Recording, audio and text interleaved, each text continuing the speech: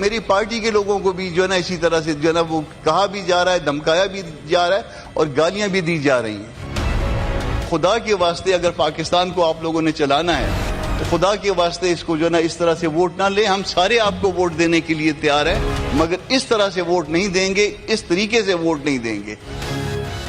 آپ کو بھی پتا ہے کہ پریشر تھے. ہوپ فلی کل ترامیم جو ہیں وہ سینٹ میں پیش کی جائے. یہ حیران ہو جائیں گے جب یہ بل پٹ اپ کریں گے. ان کے 7 MLA ان کو ووٹ نہیں. السلام علیکم ناظرین, پروگرام گراؤنڈ زیرو کے ساتھ میں ہوں شفا یوسف زئی.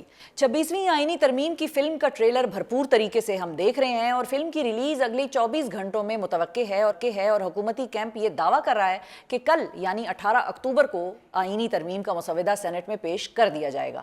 آئینی ترمیم کے مسودے پر اتفاقی رائے ہونے کے تناظر میں ابھی یہ خبر سامنے آ رہی ہے کہ نون لیگ اور پیپلز پارٹی دونوں ہی آئینی عدالت کے قیام کے مطالبے سے پیچھے ہٹ گئی ہیں اور مولانا فضل الرحمان کی تجویز پر آئینی بینچ تشکیل دینے پر اتفاق ہو گیا ہے. یعنی معاملہ اب آئینی عدالت سے لڑک کر آئینی بینچ تک آ گیا ہے. تاہم ساتھ ہی میڈیا ذرائع یہ بھی دعویٰ کر رہے ہیں کہ مولانا فضل الرحمان چیف جسٹس کی تعیناتی کے لیے اس وقت رائج سینیورٹی رول کو بنیاد بنانے پر ہی اصرار کر رہے ہیں اور ان کو اس حکومتی تجویز سے اتفاق نہیں ہے کہ 3 سینئر ترین ججز کے پینل میں سے پارلیمانی کمیشن کے ذریعے چیف جسٹس کی تعیناتی کا فیصلہ ہو. ترمیم تو ممکنہ طور پر ایوان میں پیش ہو جائے گی, لیکن اس کی منظوری کے لیے درکار 2/3 اکثریت کہاں سے آئے گی, یہ اس وقت سب سے بڑا سوال ہے, سب سے اہم سوال ہے, جس کی جھلک ہمیں مختلف جماعتوں کے پارلیمنٹیرینز کی جانب سے ترمیم پر ووٹ کے لیے دباؤ ڈالے جانے کے دعووں کی شکل میں دکھائی دے رہا ہے. پی ٹی آئی تو یہ رونا رو رہی تھی کہ اس کے اراکین کو اٹھایا جا رہا ہے, مگر اب اس لسٹ میں JUI اور BNP کا بھی اضافہ ہو گیا ہے, جس کے پارلیمنٹیرینز برملا یہ کہہ رہے ہیں کہ ان پر شدید دباؤ ہے. تناؤ کے اسی ماحول میں اقوام متحدہ کی خصوصی نمائندہ برائے عدلیہ کا ایک خط منظر عام پر آیا ہے جس میں انہوں نے آئینی ترمیم کے حوالے سے اپنے تحفظات کا اظہار کیا ہے. خصوصی نمائندے کے مطابق مجوزہ آئینی ترمیم صدر مملکت کو ججز کی تعیناتی کے حوالے سے خصوصی اختیارات دے دے گی. ایسا ہونے کی صورت میں ججز کی تعیناتی کو سیاسی مداخلت سے پاک رکھنے کا بین الاقوامی معیار کمپرومائز ہو سکتا ہے. نمائندہ خصوصی کا دوسرا اعتراض آئینی عدالت کے قیام کے بعد سپریم کورٹ کے اختیارات کا دائرہ کار ہے اور اس کے محدود ہونے سے متعلق ہے. خط کے مندرجات کے مطابق آئینی عدالت کا قیام سپریم کورٹ کو آئین کے آرٹیکل 184 کے تحت بنیادی انسانی حقوق کے کیسز کی سماعت سے محروم کر دے گا اور یہ فیصلہ آئینی عدالت کرے گی کہ کون سے کیسز کس فورم پر سنے جائیں. نمائندہ خصوصی کے اپنے الفاظ میں یہ صورتحال آئینی عدالت کو فورم شاپنگ کا جواز فراہم کر دے گی. نمائندہ خصوصی نے مجوزہ آئینی ترمیم پر پاکستان بار کونسل اور 300 سے زائد وکلاء کی طرف سے اس پر مزاحمت کے لیے لکھے گئے خط کا بھی ذکر کیا ہے اور ساتھ یہ مطالبہ بھی کیا ہے کہ آئینی طرز رسانی کی جائے کیونکہ موجودہ شکل میں یہ ترمیم عدلیہ کی آزادی اور متعلقہ عدالتی فورم پر فیئر ٹرائل کے بنیادی حق کو متاثر کر سکتی ہے. آئینی ترمیم اب کس ماحول میں پیش ہونے جا رہی ہے, 2/3 نمبر کیسے پورا ہوگا, اور اس سب ایشوز پر بات کرنے کے لیے ہمارے ساتھ موجود ہیں عوام پاکستان پارٹی کے کنوینر اور سابق وزیر اعظم پاکستان شاہد خاقان عباسی صاحب. السلام علیکم عباسی صاحب. بہت شکریہ عباسی صاحب, آپ نے وقت نکالا. سب سے پہلے تو میں اسی ٹویٹ کے حوالے سے میں آ جاؤں گی آپ سے بات کرنے کے لیے کہ لوگوں کو یہ بتائیے کہ آپ لوگوں کا مین اعتراض اس آئینی ترمیم پہ کیا ہے؟ دیکھیں, سب سے بنیادی اعتراض تو یہ ہے کہ ترمیم عوام کے سامنے رکھنی چاہیے. یہ ایک بڑی فنڈامنٹل چینج کی کوشش ہو رہی ہے. ابھی تک ترمیم دیکھی نہیں ہے کسی نے, مختلف باتیں چل رہی ہیں, مختلف مسودے چل رہے ہیں, لیکن ایک بات کلیئر ہے کہ ایک کوشش ہے کہ جوڈیشری کو ایگزیکٹو کے ماتحت کر دیا جائے, اس کا تابع بنا دیا. یہ کلیئرٹی آپ لوگوں کو ہے؟ یہ کلیئرٹی ہے, کیونکہ جو کانسٹیٹیوشنل کورٹ کی بات ہو رہی ہے, کانسٹیٹیوشنل کورٹ عدل کے نظام کو مزید اس کے اندر کنفیوژن پیدا کر دے گا. پھر جو چونکہ چیف جسٹس, وہ کیسے؟ جی, وہ اس طرح کہ ایک اور لیئر ایڈ ہو جائے گی. سپریم کورٹ کوئی فیصلہ کرے گا جو کہ عدالت عالیہ ہے, اور اس کو آپ ایک کانسٹیٹیوشنل رنگ دے کر کانسٹیٹیوشنل کورٹ میں پہنچ جائیں گے. ٹھیک ہے, ٹھیک ہے. تو اب وہ فیصلہ ان کے ہاتھ میں چلا جائے گا. ہر سپریم کورٹ کا فیصلہ وہ ریویو کرنے کے قابل ہوں گے. یہ فیصلہ وہ کریں گے کہ کانسٹیٹیوشنل ایشو ہے یا نہیں. سپریمیسی جو اس کی ہے سپریم کورٹ کی ہے وہ کم ہو جائے گی. جی, تو پھر آج جو لوگوں کو ریلیف ملتا ہے کانسٹیٹیوشنل ایشوز پر ہائی کورٹ سے, وہ بھی ختم ہو جائے گا. ان کو بھی یہاں پر آنا پڑے گا, یا ایک پروسیس مزید لمبا ہو جائے گا. یہ تو مکمل کنفیوژن ہے. اور پھر سب سے بڑا جو خطرہ ہے وہ یہ ہے کہ جو ججز کی اپوائنٹمنٹ ہے وہ ایگزیکٹو کے ہاتھ میں ہوگی. چیف جسٹس کو پرائم منسٹر اپوائنٹ کریں گے اور ججز کو بھی حکومت اپوائنٹ کیا کرے گی. اچھا ایک بڑی انٹرسٹنگ چیز ہے, اب آپ نے ہم چونکہ مسودے پہ آ ہی گئے ہیں, جو مسودہ جو موٹی موٹی شکلیں عوام کے سامنے ہیں یا میڈیا کے سامنے اور اس پہ ڈسکشن ہوتی ہے, ایک طرف تو پرائم منسٹر اب جو ججز کی تعیناتی ہے وہ کر سکیں گے اور ایگزیکٹو کے پاس یہ پاور ہوگی, دوسری طرف جو پاور آلریڈی پرائم منسٹر کے پاس ہے, اور چونکہ آپ وزیر اعظم رہے ہیں آپ کو یہ بات بہت بہتر پتہ ہوگی, اسی لیے میں اس پہ آپ کا ٹیک بھی چاہوں گی کہ اب جو مولانا صاحب کا مسودہ کہتے ہیں جو آ رہا ہے سامنے, اور جو مختلف اس کے کچھ شکیں میڈیا پر بھی آئی ہیں, اس میں جو آخری شک انہوں نے دی ہے وہ ہے سروسز چیفز کی تعیناتی کے حوالے سے, جس میں کہ جو وزیر اعظم کے پاس اختیار ہے اس کو لے کر وہ کہتے ہیں کہ پارلیمانی کمیشن اس چیز کا فیصلہ کرے یا پارلیمانی کمیٹی بنا دیں گے, وہ فیصلہ کرے کہ کون جو ہے وہ کس کی ایکسٹینشن ہونی ہے, کس کی تعیناتی ہونی ہے. تو ایک طرف وہ ہے کہ ججز کا فیصلہ بھی وزیر اعظم کرے گا, اور دوسری طرف کہہ رہے ہیں کہ یہ فیصلہ وزیر اعظم نہ کرے, پارلیمانی کمیشن کرے. اس شک پہ آپ کا کیا موقف ہے, کیا ٹیک ہے؟ جی دیکھیں, جو ججز کا معاملہ ہے وہ زیادہ سیریس ہے, کیونکہ ججز بہت ٹھیک ہے, جب آپ ہائی کورٹ سے آتے ہیں پھر یہاں پر سپریم کورٹ میں آتے ہیں, تو وہ اسکروٹنی کا پروسیس بڑا ٹرانسپیرنٹ اور ویزیبل ہونا چاہیے, عوام کے سامنے ہونا چاہیے, پبلک اسکروٹنی ہونی چاہیے. یہ ایک شخص کو اجازت نہ ہو کہ وہ جس کو مرضی جج اپوائنٹ کر لے. ٹھیک ہے, تو وہ تو بات بڑی کلیئر ہے. اب جو سروس چیفز کا معاملہ ہے یہ اس وقت اختیار پرائم منسٹر کے پاس ہے, جس کے بارے میں کہ مولانا صاحب اور ان کا مسودہ یہ تجویز کر رہے ہیں کہ یہ پارلیمانی کمیشن کے پاس اختیار چلا جائے. پارلیمانی کمیشن دیکھیں یہ ایگزیکٹو معاملہ ہے. جو سروس چیف ہیں وہ حکومت کے ایک ادارے کے سربراہ ہیں, چاہے ادارہ جتنا بھی طاقتور ہو, ایک ادارہ ہے, تو سب اداروں کے سربراہ جو ہیں وہ پرائم منسٹر ہی اپوائنٹ کرتا ہے, کیونکہ وہ ہیڈ آف دی ایگزیکٹو ہوتا ہے, ہیڈ آف گورنمنٹ وہی ہوتا ہے, تو گورنمنٹ ہی اپوائنٹ کرتی ہے. یہ جوڈیشری ایک علیحدہ کانسٹیٹیوشنل انسٹیٹیوشن ہے, اس کی اپنی ایک انڈیپینڈنس ہے, تو ان کا جو معاملہ ہے وہ ڈفرینٹ طریقے سے ہینڈل ہوتا ہے. ہم نے جو قانون امینڈ کیا تھا 2019 میں 20 کے شروع میں, اس میں ہم نے ہے سروس چیف کے ایکسٹینشنوں کے معمول کا معاملہ بنا دی ہے. اس میں 64 سال کی عمر تک آپ پرائم منسٹر خود ہی ایکسٹینشن دے سکتا ہے, وہ اب معمول کی بات ہو گئی ہے. ٹھیک ہے, اس لیے اس کو یہاں پر آپ اوپن کرنے کی ضرورت اس بات کو نہیں ہے, وہ آلریڈی سیٹلڈ ہے. جی وہ آپ نے پرائم منسٹر کا اختیار ہے, ایکسٹینشن دے دے نہ دے, جب تک چیف جو ہے وہ 64 سال کے نہیں ہوتے. اور پی ایم کے پاس ہی رہنا چاہیے یہ اختیار. جی اس کے بعد یہ وہ ہیڈ آف گورنمنٹ ہے. ٹھیک ہے, یعنی کہ جو جے یو آئی کہہ رہی ہے اس سے آپ زیادہ متفق نہیں ہیں. اچھا یہ بتائیے کہ ب جو آئینی عدالت کی بھی بات ہے, اس میں بھی ایک نیا ایک تجویز آئی ہے, لوگ کہہ رہے ہیں کہ آئینی بینچ بنا لیں. چلیں, مولانا صاحب یہ کہہ رہے ہیں, do we even need an آئینی کانسٹیٹیوشنل بینچ آلسو؟ دیکھیں وہ ریزننگ یہی دی جاتی ہے نا کانسٹیٹیوشنل کورٹ کی, بڑا پریشر ہے, بڑا برڈن آ گیا ہے, بوجھ آ گیا ہے آئینی کیسز کا, حالانکہ یہ بات بالکل درست نہیں ہے. اچھا جی, تو وہ آپ ایک بینچ بنا دیں سپریم کورٹ میں, جو ان معاملے کو میٹر ان کو ڈیل کرے. اور ایک یہ بھی بات آتی ہے کہ صوبائی جو معاملات ہیں اس میں, تو اس بینچ میں آپ صوبائی جو بیلنس ہے وہ بھی برقرار رکھ سکتے ہیں, چاہے ہر صوبے کو ایکول دیں یا آبادی کے لحاظ سے جو بھی کرنا چاہیں, تو وہ بھی وہاں پر کور ہو جاتا ہے. ٹھیک ہے, کیونکہ یہ مزید ایک لیئر بنا کر عدلیہ کی نا, یہ بہت بڑی تباہی ہے. کامن لا جورسڈکشنز میں دنیا میں یہ نہیں ہوتا. اچھا اب چونکہ بات ظاہر ہے وہ قاضی فائز عیسیٰ صاحب کے حوالے سے بھی ہوتی ہے, جسٹس منصور کے حوالے سے بھی ہوتی ہے. جسٹس منصور اور قاضی فائز عیسیٰ صاحب آج ہے تاریخ 17 اکتوبر اور 25 تک کی کہانی ہے. ابھی تک نوٹیفیکیشن ہو جانی چاہیے تھی آپ کے خیال میں؟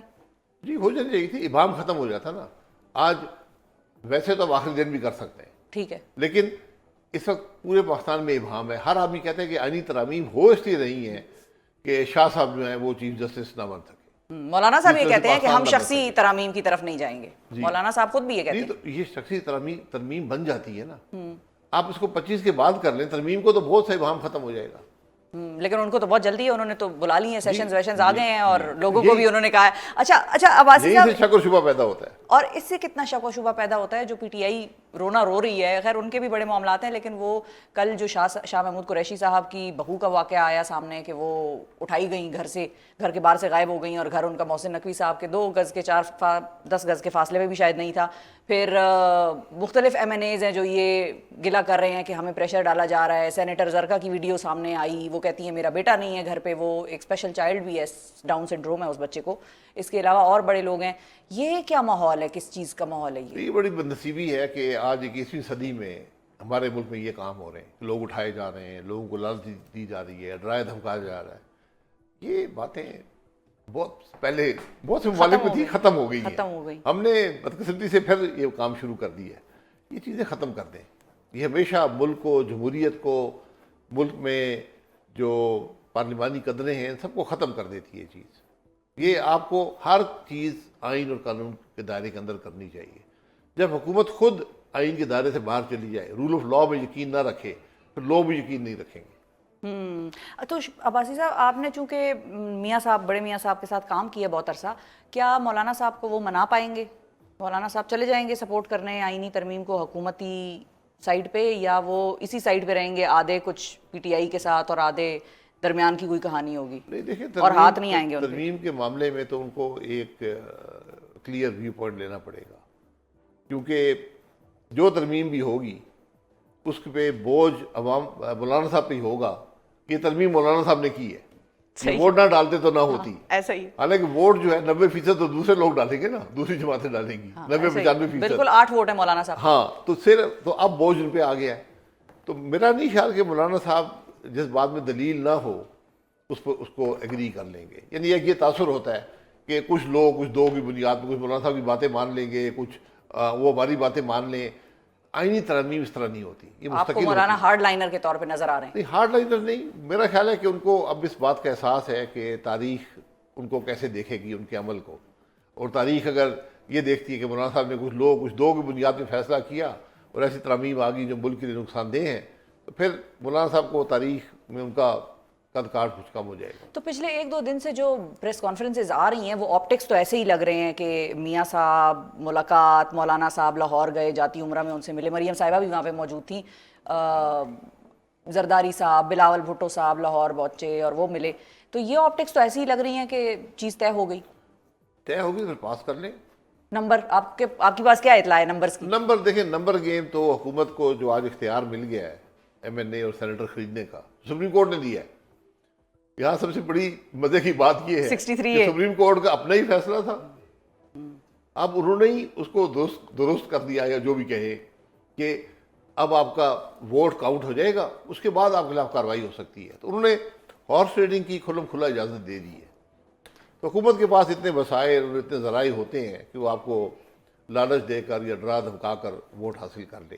لیکن شاید صاحب ساتھ ہی یہ بھی ہے کہ بہت سارے لوگ جو پچھلا سپریم کورٹ کا فیصلہ تھا 63A والا کہ بھائی وہ ڈی سیٹ بھی ہو جائے گا اور اس کا ووٹ بھی کاؤنٹ نہیں ہوگا، اس کو کہتے تھے کہ یہ ٹھیک فیصلہ نہیں ہے اور اس فیصلے میں آئین کو دوبارہ تشریح کی گئی ہے. آپ کو وہ فیصلہ زیادہ بہتر لگتا تھا کہ ڈی سیٹ بھی ہو اور اس کا ووٹ بھی کاؤنٹ نہ ہو؟ دیکھیں، اس پہ ایک ڈیبیٹ ہو جاتی نا. آپ نے عین اس وقت کہ یہ آئینی ترامیم آئی ہیں، ٹائمنگ بڑی کرٹیکل ہے. اور میں یہ سمجھتا ہوں کہ جو ہمارے ملک کے حالات ہیں، جو سیاست رہی ہے، اس میں شاید وہ فیصلہ درست نہیں تھا. حالانکہ میرا یہ ذاتی خیال ہے کہ جو اب آئین بن رہا تھا، جو آئین بنانے والوں کی سوچ تھی، وہ شاید اس حد تک سخت نہیں تھی کہ آپ کا ووٹ ہی کاؤنٹ نہ ہو. لیکن ہمارے ملک کے جو حالات ہیں، پریویس جو ریکارڈ ہے، اور پھر جب اس کی ٹائمنگ بڑی غلط ہو گئی نا. ٹھیک ہے، ٹائمنگ کا بھی سوال ہے. ہاں صحیح ہے. تو یہ ذرا پھر بہت سے شک شبہ پیدا کرتا ہے. دس کوڈ ویٹ. جی، دس کوڈ ویٹ. اس پہ ایک لمبی چوڑی بحث ہونی چاہیے. ٹھیک ہے. اچھا، اور فائنلی یہ بتائیے شاہد صاحب کہ اب قاضی فائز عیسیٰ صاحب کیا ہمیں کسی نئے رول میں نظر آ رہے ہیں، یا بس وہ ریٹائرمنٹ آپ کو ان کی نظر آ رہی ہے؟ کیا چل رہا ہے وہاں پہ؟ دیکھیے، ان کے پاس چوائس ہے کہ عزت چاہتے ہیں یا نوکری چاہتے ہیں. میں نے بار بار یہ بات کہی ہے، یہ آج ان کی چوائس ہے. آج قاضی فیض عیسیٰ صاحب کہہ دیں کہ میں کسی قسم کی ایکسٹینشن نہیں لوں گا، میں 25 تاریخ کو گھر جاؤں گا، ان کے قد کاٹ میں اضافہ ہوگا، ادارے کے قد کاٹ میں اضافہ ہوگا، اور تاریخ ان کو اچھی نظر سے دیکھے گی. یہ فیصلہ ان کا ہے. بالکل صحیح ہے. بہت شکریہ ادا کریں گے شاہد خاقان عباسی. ناظرین، ہمارے ساتھ موجود تھے سابق وزیر اعظم پاکستان، اور واضح طور پر انہوں نے یہ کہہ دیا کہ یہ فیصلہ قاضی صاحب کو خود کرنا ہے کہ ان کو عزت چاہیے یا نوکری چاہیے. بہرحال اب یہ فیصلہ کیا ہوتا ہے یہ تو ہم وقت کے ساتھ ہی دیکھیں گے. ایک وقفے کی طرف مجھے جانا ہے. وقفے کے بعد جب میں واپس آؤں گی تو بات کریں گے کہ حکومت اور حکومتی اتحادی کل کیا کرنے جا رہے ہیں اجلاس میں. کیا واقعی کل آئینی ترمیم پیش ہو جائے گی، اور اگر پیش ہو جائے گی تو اس کے پاس ہونے کا، منظور ہونے کا کتنا امکان ہے اور کب تک وہ منظور ہو سکے گی. 26ویں آئینی ترمیم کے حوالے سے حکومتی اتحاد اس وقت کس پوزیشن میں ہے؟ کیا نمبر گیم کمفرٹیبلی اچیو ہو جائے گی؟ कल 18 अक्टूबर को कहा यह जा रहा है कि ये आईनी तरमीम सेनेट में पेश होगी। इसी हवाले से गुफ्तगू करने के लिए हमारे साथ मौजूद हैं पाकिस्तान पीपल्स पार्टी के रहनुमा और मेंबर कौमी असेंबली अली कासिम गिलानी साहब। अस्सलाम वालेकुम गिलानी साहब। वालेकुम सलाम। बहुत शुक्रिया, थैंक यू कासिम साहब, आपने वक्त निकाला, बहुत शुक्रिया। सबसे पहले तो ये बताएं कि क्या ये मीडिया रिपोर्ट्स दुरुस्त हैं कि पीपल्स पार्टी आईनी अदालत के क़याम के मुतालबे से पीछे हट गई है और अब जो इत्तेफाक हुआ है JUI पीपल्स पार्टी और नून लीग के दरमियान वो आईनी बेंच के ऊपर हुआ है? देखिए शिफा, ये बड़ा अच्छा क्वेश्चन है क्योंकि कल से इसके ऊपर बहस हो रही है और आज हम भी पार्लियामेंट में थे तो न्यूज़ फ्लैश हम भी देख रहे थे। आप जानती हैं कि पाकिस्तान पीपल्स पार्टी के चेयरमैन बिलावल भुट्टो ज़रदारी साहब पिछले कई हफ्तों से इस अमेंडमेंट पे काम कर रहे हैं और तमाम सियासी जमातों को एतमाद में लेने की कोशिश कर रहे हैं और he is trying to build a consensus on this 26th constitutional amendment.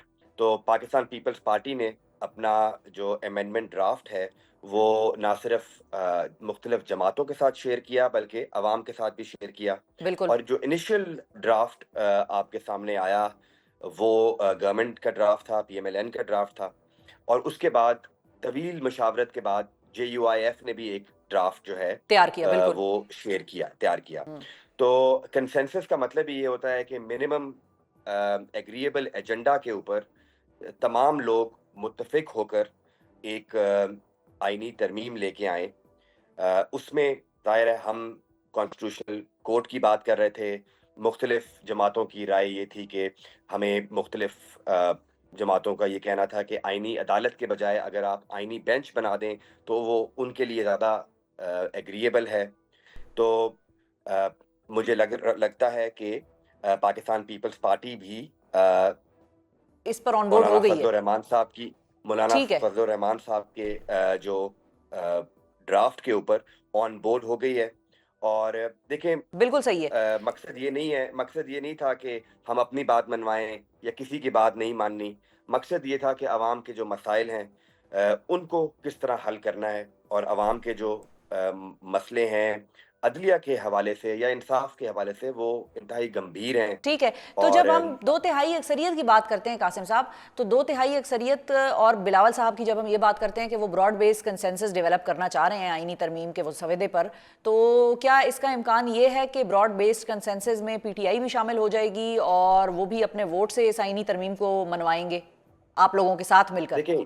देखिए मौलाना फजलुर रहमान साहब की ये ख्वाहिश थी कि इख्तलाफ में है जिसमें पाकिस्तान तहरीक इंसाफ भी है, सुन्नी इत्तेहाद काउंसिल है, वो तमाम जमातें भी इस आईनी तरमीम पे ऑन बोर्ड हों। ठीक है। तो बिलावल साहब ने भी यही कहा कि हमें कोई हर्ज नहीं है, हमें कोई एतराज़ भी नहीं है अगर मौलाना साहब उनको कंसेंसस में शामिल करना चाहते हैं और वो उनको मनवा सकते हैं इस आईनी तरमीम के ऊपर। तो व्हाट बेटर।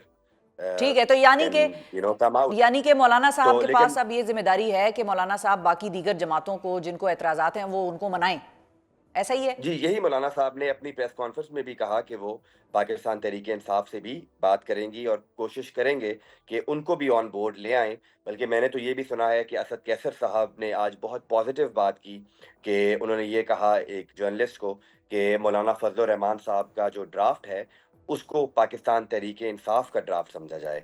अच्छा, तो अगर ठीक है, अगर पाकिस्तान तहरीक इंसाफ इस अमेंडमेंट पे ऑन बोर्ड आ जाती है तो हमें बहुत खुशी होगी, लेकिन अगर वो नहीं भी आते तो गवर्नमेंट के पास 2/3 अक्सरियत मौजूद है। हो रही है, काफ़ी प्रोपेगेंडा किया जा रहा है एक सियासी जमात की तरफ से कि शायद ज़ोर बाजू से या किसी ज़ोर ज़बरदस्ती से PTI के कैंडिडेट से वोट लिया जा रहा है। मैं आपको ये बात अश्योर करना चाहता हूँ कि इंशाल्लाह ताला ये आईनी तरमीम जो अनकरीब होने जा रही है ये बहुत नीट एंड क्लीन तरीके से इसका प्रोसेस बहुत शफाफ होगा और इंशाल्लाह ताला मौलाना फजलुर रहमान साहब के वोटों के साथ और एक BNP के वोटों के साथ हमें या हुकूमत को कोई और वोट PTI की तरफ से उनको ज़रूरत ही नहीं है। अगर उनको ज़रूरत नहीं है तो हम क्यों चाहेंगे कि किसी को ज़ोर बाजू के सही है। लेकिन गिलानी साहब एक चीज जो आज सेनेट में डिस्कस हुई है, ٹھیک ہے، آپ کی کلیئرٹی آ گئی، آپ کا پوائنٹ آ گیا، بالکل صحیح ہے. لیکن آج جو ایک چیز سینٹ میں ڈسکس ہوئی ہے وہ یہ ہے کہ 8 ووٹ تو ویسے بھی حکومت کو چاہیے نا. اب وہ 8 ووٹ اگر مولانا کی طرف سے آتے ہیں تو ویل اینڈ گڈ، اگر نہیں آتے مولانا کی طرف سے وہ تو خیر چلیں بات کی بات ہے. مولانا صاحب نے یہ کافی بیان دے دیا ہے کہ وہ کنسنسس ڈیولپ ہو رہا ہے. لیکن بات یہ ہے کہ جو آج سینٹ میں کامران مرتضیٰ صاحب نے بات کی کہ ان کے لوگوں کو یعنی کہ مولانا صاحب کے لوگوں کو دھمکایا ڈرایا جا رہا ہے، اور انہوں نے کہا کہ ہم اس طرح سے ووٹ نہیں دیں گے، ہم خوشی سے ووٹ دیں گے اور ہم آپ کی دوستی میں ووٹ دیں گے، لیکن ڈرایا دھمکایا گالیاں والیاں بھی انہوں نے ذکر کیا. پھر ساتھ ہی بی این پی کی جو سینیٹر ہیں نسیمہ سینیٹر صاحبہ جو ہیں نسیمہ احسان، انہوں نے بھی کہا کہ بڑا پریشر ہے. تو یہ پھر بات کیا ہو گئی؟ دیکھیں جہاں تک ہمیں ہمارے علم میں ہے کہ حکومت کے پاس انف نمبرز ہیں، اور مولانا فضل الرحمان صاحب کی جو پریس کانفرنس پرسوں کراچی میں انہوں نے بلاول بھٹو زرداری صاحب کے ساتھ بیٹھ کے کی، اس میں کلیئرٹی تھی. مولانا صاحب نے اپنی پریس کانفرنس میں یہی کہا کہ پاکستان پیپلز پارٹی اور JUIF جو ہیں وہ ایک کنسنسس پہ آگے ہیں، اور ہم انشاءاللہ تعالیٰ مل کے آئینی ترمیم لے کے آئیں گے. جب مولانا صاحب نے یہ کہہ دیا تو میں نہیں سمجھتا کہ پیچھے کوئی ایسی بات رہ گئی، یا ان کے جو کینڈیڈیٹس ہیں ان کے جو ممبرز ہیں ظاہر ہے انہوں نے مولانا صاحب کی بات ماننی ہے نہ کہ کسی اور کی. تو اگر مولانا صاحب آن بورڈ ہیں تو پھر کسی کو پریشرائز کرنے کی ضرورت نہیں ہے. کبھی کبھی بالکل کچھ صحیح ہے. ممبرز ایسے ہوتے ہیں جو کہہ دیتے ہیں کہ ہمیں پریشرائز کیا جا رہا ہے جسٹ سو دیٹ پارٹی کے لیڈر جو ہیں وہ ان تک بات ان کی پہنچ جائے اور وہ ذرا ان کے ساتھ سمپیتھیٹک ہوں. ٹھیک ہے، اظہار یکجہتی کر لیں. بالکل صحیح ہے، بہت شکریہ ادا کریں گے. علی قاسم گیلانی صاحب ناظرین ہمارے ساتھ موجود تھے، پاکستان پی کے ممبر قومی اسمبلی، اور علی قاسم گیلانی نے یہ واضح کر دیا ہے کہ حکومت کو نمبرز کی ضرورت نہیں ہے، اسی لیے کسی کو پریشر کرنے کی ضرورت نہیں ہے، نمبرز حکومت کے پورے ہیں. اور ساتھ ہی ساتھ انہوں نے یہ بھی واضح کر دیا کہ کل جو آئینی ترمیم آئے گی وہ حکومت پاس کرانے کی بڑی کمفرٹیبل پوزیشن میں ہے. اسی کے ساتھ ناظرین مجھے وقفہ لینا ہے، وقفے کے بعد جب میں واپس آؤں گی تو کچھ امریکن الیکشنز کی بات کریں گے. امریکن الیکشنز میں ینگ ٹیلنٹ کس طرح سے سامنے آ رہا ہے، اور آپ کی ملاقات کرائیں گے ایک پاکستانی نژاد امریکن سے جو کہ الیکشنز لڑ رہی ہیں اور وہ سیاست کیسے کر رہی ہیں وہاں. دنیا کی اہم سپر پاور امریکہ میں 5 نومبر کو صدارتی انتخابات ہونے جا رہے ہیں جس پر دنیا بھر کی نظریں جمی ہوئی ہیں. برطانوی انتخابات کی طرح امریکی صدارتی انتخاب میں بھی پاکستانی نژاد امیدواروں اور مسلم ووٹرز کی شمولیت پر خاصی بات ہو رہی ہے. ایک غیر سرکاری اندازے کے مطابق اس وقت امریکہ میں 1 ملین سے زائد پاکستانی نژاد امریکی رہائش پذیر ہیں، جن میں سے 4 لاکھ صرف اکیلے ٹیکسس میں ہی موجود ہیں. امریکہ میں کل 3 ملین سے زائد مسلم آبادی ہے جن کا ووٹ فیصلہ کن ثابت ہو سکتا ہے. میڈیا رپورٹس کے مطابق پاکستانی امریکیوں کی سیاسی انگیجمنٹ میں حالیہ برسوں کے دوران خاصا اضافہ دیکھنے میں آیا ہے، جس کے نتیجے میں ایک نوجوان لیڈرشپ سامنے آئی ہے جو بہت گرم جوشی کے ساتھ سیاسی امور میں اپنا کردار ادا کر رہی ہے. انتخاب کے قریب آتے آتے ہی ریپبلکن اور ڈیموکریٹ پارٹی کے جو ووٹرز ہیں ان کا جوش و خروش بھی بڑھ رہا ہے، اور ڈونلڈ ٹرمپ اور کیملا ہیرس کی مقبولیت کے حوالے سے نئے پولز بھی سامنے آ رہے ہیں. سو کافی بات ہو رہی ہے. اب پاکستانی نژاد امریکی امیدواروں میں ایک نام عائشہ فاروقی کا بھی ہے، اور ہم نے ان کو سوشل میڈیا سے دریافت کیا. عائشہ فاروقی کی کیا کہانی ہے یہ ہم آپ کو بتائیں گے. ہمارے لیے یہ بڑا ایک فخریہ لمحہ تھا جب ہم نے دیکھا کہ ایک پاکستانی امریکن جو ہیں وہ امریکن الیکشنز میں حصہ لے رہی ہیں اور اپنا لوہا منوانے کی کوشش کر رہی ہیں. عائشہ فاروقی نے لاء ڈگری کی ہوئی ہے، یعنی کہ وہ وکیل ہیں اور پرو بونو سروسز پرووائڈ کرتی تھیں. 2012 میں یونیورسٹی آف ڈیٹرائٹ سے قانون کی ڈگری انہوں نے حاصل کی، اور اب مختلف عہدوں پر کام کرنے کے بعد مشیگن ڈسٹرکٹ 57 سے ڈیموکریٹ پارٹی کی امیدوار کے طور پر امریکی انتخابات میں حصہ لے رہی ہیں. باقی کہانی ہم عائشہ کی زبانی ہی سنیں گے. السلام علیکم عائشہ فاروقی صاحبہ. بہت شکریہ عائشہ، تھینک یو فار جوائننگ می. سب سے پہلے تو میں ناظرین کو بھی یہ بتانا چاہوں گی کہ ناظرین عائشہ کا تعلق ایک ہی وقت میں مختلف ممالک سے ہے. پاکستان سے بھی عائشہ کنیکٹڈ ہیں، UK سے بھی عائشہ کے لنکیجز ہیں، اور امریکہ میں تو عائشہ خیر رہ ہی رہی ہیں. سو عائشہ باقی کہانی آپ ہمارے ناظرین کو، ہماری آڈینسز کو خود سنائیں کہ how are you connected to all these countries. Sure. تو میرے جو ابو ہیں وہ PhD کرنے کے لیے اسکاٹ لینڈ گئے تھے، اور وہاں، اور میری امی بھی پھر ان کی شادی کے بعد وہ دونوں وہاں موو ہو گئے تھے، اور وہاں پھر میری پیدائش ہوئی تھی. اور اس کے بعد جب میں 1 سال کی تھی اس وقت ہم لوگ واپس پاکستان آ گئے تھے. تو پاکستان ہم رہے 8 سال، اور پھر 1993 میں میری اسکالرشپ ملا to study at the University of Detroit Mercy. تو پھر ہم یہاں آ گئے، اور امی ابو کو یہی تھا کہ ہم لوگ جب میری امی کی PhD ختم ہوگی تو اس کے بعد واپس پاکستان چلے جائیں گے. لیکن میرے جو ابو کے باس تھے انہوں نے کہا کہ America needs hard working people like you. اور میں اور میری بہن we were very close to my dad's boss اور ان کی جو بیگم تھیں and they wanted us to stay. تو پھر ہم لوگ امریکہ میں میرے امی ابو نے ڈیسائیڈ کیا کہ ہم امریکہ میں ہی رہیں گے. کیا بات ہے، So زبردست. Michigan has been our home since 1993. کیا بات ہے، زبردست. سو فرام پاکستان کون سے ایریا سے ہیں آپ کی فیملی اوریجنلی؟ جی میرے جو ابو ہیں لاہور میں پیدا ہوئے تھے اور جو میری امی ہیں وہ گجرات پاکستان سے ان کا تعلق ہے. اور یہ دونوں ان کی ملاقات پنجاب یونیورسٹی میں ہوئی تھی. ٹھیک ہے جی، ان کے اسٹوڈنٹس کے ٹائم پہ نہیں میرے ابو ٹیچنگ. اچھا ٹھیک ہے. He was a very young professor. بالکل صحیح ہے. So very happy to know کہ آپ جیسے بہت سارے ینگ ٹیلنٹڈ پاکستانی امریکنز جو ہیں وہ پاکستان کی کسی نہ کسی طریقے سے یو ایس میں ریپرزنٹیشن کر رہے ہیں. اب کمنگ ٹورڈز یو عائشہ، کس طرح سے آپ کی امریکن پالیٹکس میں انٹری ہوئی؟ When was the time when you got interested and you felt کہ بھائی I have to contest U S elections? مطلب یہ ایک بہت بڑی چیز ہے، بہت بڑا فیصلہ ہے. You are a lawyer by profession. کس طرح سے آپ نے یہ ڈیسائیڈ کیا کہ you need to be a politician? I think most جو مسلم فیملیز ہیں it's part of our most Pakistani eastern جو فیملیز ہوتی ہیں it's part of our culture to give back to the community.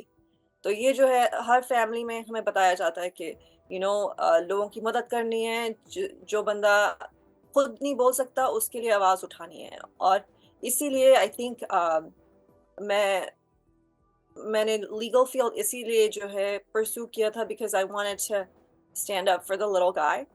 اور جب لاء کی ڈگری کی تو جس طرح آپ نے کہا ہے میری اپنی لاء فرم تھی. So we offered a lot of pro bono services لوگوں کو جن کے پاس پیسہ نہیں تھا ان کی ہم نے مدد کی. اور جو ہے پھر لیگل ایڈ اٹرنی بھی میں رہی ہوں. صحیح ہے، ٹھیک ہے. سو لیکن جی carry on. I mean I think جو politics ہے I was always interested because I was like this is the only way we can make a difference in the lives of our community members. تو 2022 میں میرے ایک دو دوست تھے، انہوں نے مجھے کہا کہ آپ جو ہے democratic party stand with the Democratic Party and run for this seat. تو یہ جو اسٹیٹ ریپرزینٹیو کی سیٹ ہے یہ پہلی دفعہ میں نے 2 سال پہلے میں نے یہ الیکشن لڑا تھا and I lost by less than 2,000 votes as a first time candidate. تو پھر اس دفعہ جو ڈیموکریٹک پارٹی ہے انہوں نے کہا کہ آپ پھر سے لڑیں. لیکن یہ اسی لیے لڑ رہی ہوں کیونکہ میں چاہتی ہوں انشاءاللہ کہ میں اپنی جو کمیونٹی ہے ان کے لیے آواز اٹھا سکوں. اور یہ صرف مسلمان کمیونٹی نہیں، پاکستانی کمیونٹی نہیں، یہ ہر جو ریزیڈنٹ ہے ڈسٹرکٹ 57 کا ان کی. ٹھیک ہے. اب ڈسٹرکٹ 57 کا بیکاز یو ہیو مینشنڈ، تو ڈسٹرکٹ 57 کے حوالے سے ہمیں بتائیں کہ وہ کون سے ایسے ایشوز ہیں جن کو آپ اپنی کیمپین اویئرنیس جس کے حوالے سے آپ پھیلا رہی ہیں، جس کے حوالے سے آپ ووٹر کو کنونس کر رہی ہیں کہ آپ کو ووٹ کیا جائے؟ جی تو what's interesting is جو میری ڈسٹرکٹ ہے یہ 2 counties اس میں انکلوڈیڈ ہیں، 3 cities اور 2 counties، اسٹرلنگ ہائٹس، ٹروئے اور میڈیسن ہائٹس. اور اوکلینڈ کاؤنٹی جو ہے مکوم کاؤنٹی کے بنسبت زیادہ جو ہے ایفلوئنٹ ہے، وہاں لوگوں کے پاس زیادہ پیسہ ہے. لیکن جو میں دیکھ رہی ہوں جب ہم لوگ ڈور ناک کرتے ہیں، کیونکہ ہم لوگوں کے گھر جا کے ان سے کہتے ہیں پلیز ہمیں ووٹ دیں، جو کاسٹ آف لیونگ ہے بہت زیادہ ہے اس وقت.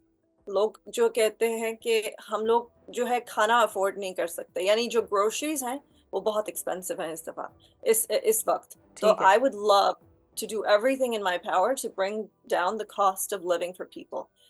کافی جو ہمارے senior residents ہیں fixed income میں ہیں پہ ہیں، so I would love to help them in any way I can. Prescription drugs کی cost جو ہے lower رکھنا I think it's very important. Making sure کہ لوگ groceries afford کر سکیں، making sure کہ گیس کی پرائس زیادہ لوگوں کے لیے نہ ہو.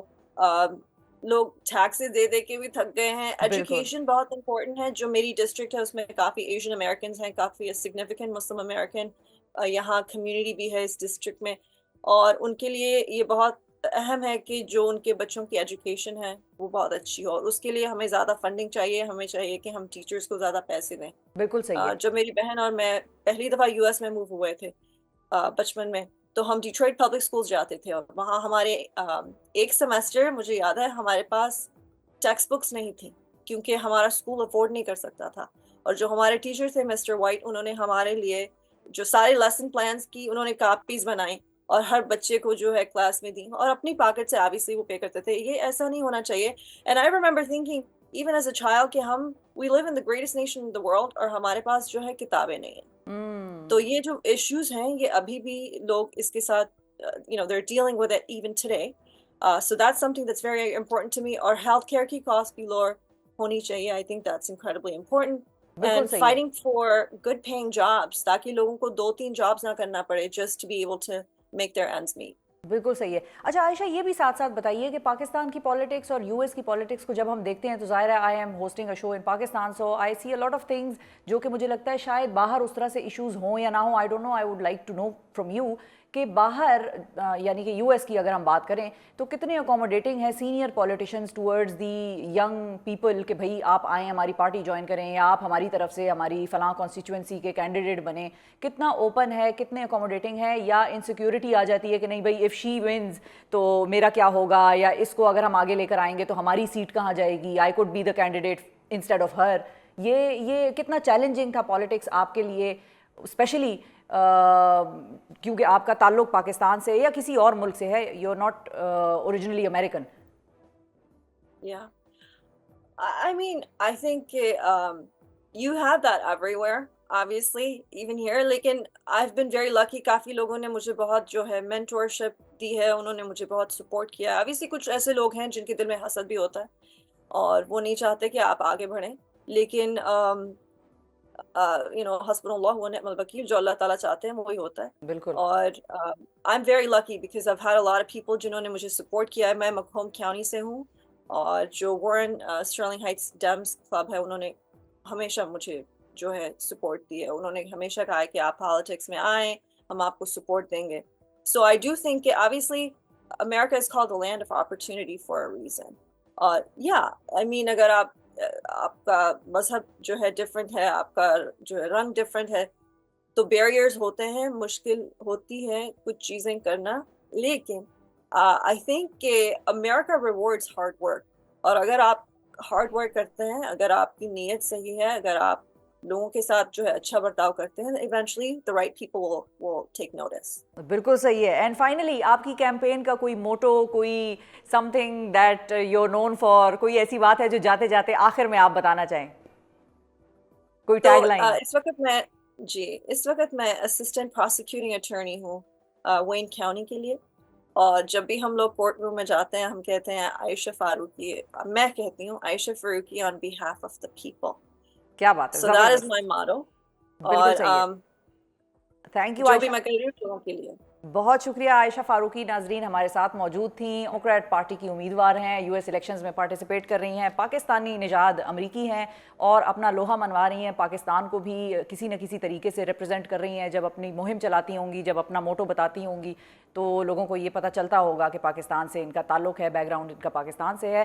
وی وش ہر آل دا بیسٹ. اور آج کے پروگرام سے ناظرین اتنا ہی. پاکستان میں بھی پالیٹکس میں ینگ ٹیلنٹ کو آنا بڑا ضروری ہے. جب تک ہمارا یوتھ پاکستان کی پالیٹکس سے ڈسٹنٹ رہے گا بہت ساری چیزوں میں, ٹھیک ہے تجربے کا کوئی نعم البدل نہیں ہے, سینئر پولیٹیشنز کی اپنی جگہ اپنا احترام, لیکن ینگ بلڈ کہیں نہ کہیں ضرورت پڑتی ہے. اور آگے پھر جو کہتے ہیں نا کہ پاکستان کا فیوچر, پاکستان کے معمار جو ہیں وہ یوتھ میں ہیں, تو پھر اس کو راستہ دینا چاہیے, اس کو آگے آنا چاہیے.